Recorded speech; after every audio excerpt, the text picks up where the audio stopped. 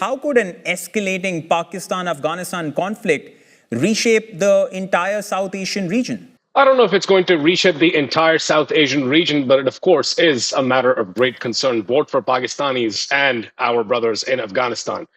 Pakistan is not a country that would want this situation to continue to escalate in the manner that it has, but the fact that the Afghan Taliban chose to attack Pakistani checkposts, thereby declaring their complete and overt acceptance of the Tehreek-e-Taliban Pakistani terror group that they shelter, that they protect, that they hide within their sovereign territory, is indication of the fact that Pakistan now needs to gear up and take them to task. I'll tell you, though, what Pakistan would really like to focus on. Pakistan, in the last several years, has had some of the lowest inflation numbers. Pakistan has had a current account surplus for the first time in 14 years. All of our macro fiscal indicators are up. Pakistan would like to focus on creating economic opportunity for its citizens and the citizens of this broader region, instead of being distracted by a rogue state that would much rather side with a terrorist organization than it would listen to reason. That brings me to my second question. What is exactly happening at the disputed borderline? As to what is happening at the moment, there was a misadventure, as you may well know.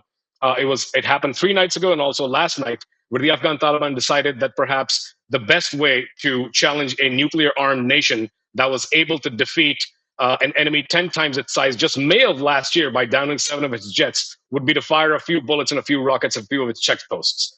It's a ridiculous miscalibration and miscalculation on their part. That there's still time, I would say. You know, the Pakistani government would very much like to work with them, would like to have dialogue. Pakistani citizens would like this to be peacefully resolved.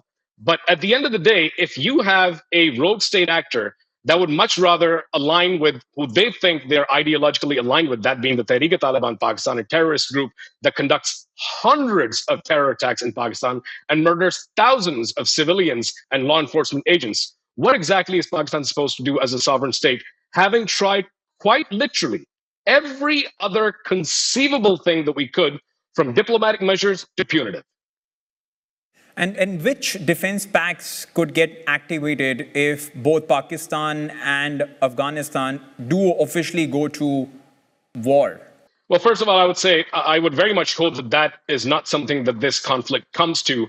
I hope that it de-escalates, that sense prevails, especially in the Afghan side, and they realize and recognize that harboring a terrorist regime, a terrorist group, is not the way forward.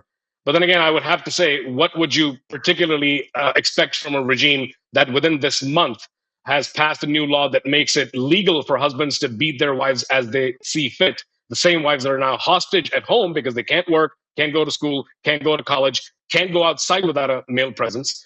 As far as the defense pacts are concerned, Pakistan, as you know, has very close working relationships with a range of international actors, including China, including Saudi, including Turkey, and many of our friends across the globe would come to Pakistan's aid if absolutely necessary, because who is right and who is wrong in this conflict is clear as day. That's one way of looking at it. But thank you so much for helping us understand what's really happening and what's the historical context.